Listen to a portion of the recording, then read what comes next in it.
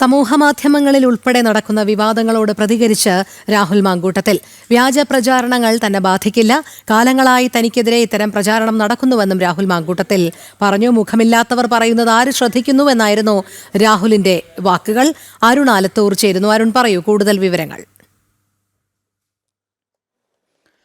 കഴിഞ്ഞ ഏതാനും ദിവസങ്ങളായി പാലക്കാട്ടെ MLA ആയ രാഹുൽ മാങ്കൂട്ടത്തിനെതിരെ നവമാധ്യമങ്ങളിൽ പല തരത്തിലുള്ള ആരോപണങ്ങളും മറ്റും ഉയരുന്ന ഒരു സാഹചര്യമുണ്ട്. നിരവധി ആളുകൾ ഇത്തരത്തിൽ രാഹുൽ മാങ്കൂട്ടത്തിനെയും അതുപോലെ തന്നെ ഒരു മാധ്യമ പ്രവർത്തകയെയും ബന്ധിപ്പിച്ചുകൊണ്ടുള്ള കാര്യങ്ങളാണ് നവമാധ്യമങ്ങളിൽ പ്രചരിപ്പിക്കുന്നത്.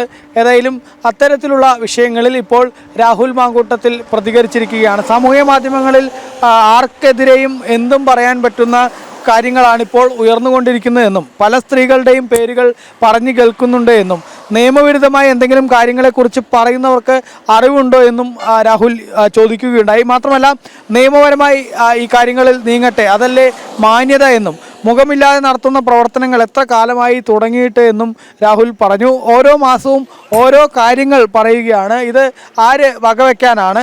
ഒപ്പം ആഭ്യന്തര വകുപ്പിൻ്റെ കുത്തഴിഞ്ഞ സംവിധാനം കാരണം ആർക്കും ആരെക്കുറിച്ചും എന്തും പറയാമെന്ന അവസ്ഥയിലാണ് എന്ന തരത്തിലായിരുന്നു രാഹുൽ ഈ വിഷയത്തോട് പ്രതികരിച്ചത്. ഇന്ന് പാലക്കാട് മാധ്യമങ്ങൾ രാഹുലിനോട് ഇത്തരം വിഷയങ്ങൾ നവമാധ്യമങ്ങളിൽ വ്യാപകമായി രാഹുലിനെതിരെ ഇത്തരത്തിൽ ആളുകൾ ഉന്നയിക്കുന്നുണ്ടല്ലോ എന്ന് ചോദിച്ചപ്പോഴായിരുന്നു രാഹുൽ ഇത്തരത്തിലൊരു പ്രതികരണം നടത്തിയത് എന്നുള്ളതാണ്.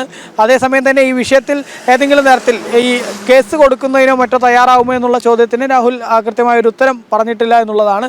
പൊതുവെ ഇത്തരത്തിൽ രാഹുലിന് ഈ വിഷയത്തിൽ ഒരു പങ്കില്ലെങ്കിൽ അതിൽ നിയമ നടപടിയുമായി മുന്നോട്ട് പോകണം എന്നുള്ള വിമർശനങ്ങൾ ഉയരുന്നുണ്ട് എന്നുള്ളതും ശ്രദ്ധേയമായ കാര്യമാണ്. കാരണം രാഹുലിനെതിരെ അത്രയും അതിഗുരുതരമായിട്ടുള്ള ആരോപണങ്ങൾ അടങ്ങിയ ഫേസ്ബുക്ക് പോസ്റ്റുകളും മറ്റുമൊക്കെയാണ് നവമാധ്യമങ്ങളിൽ കഴിഞ്ഞ 2 ദിവസമായിട്ട് ഉയർന്നുകൊണ്ടേയിരിക്കുന്നത്. ശരി, അരുൺ ആലത്തൂറാണ് വിവരങ്ങൾ നൽകിയത്.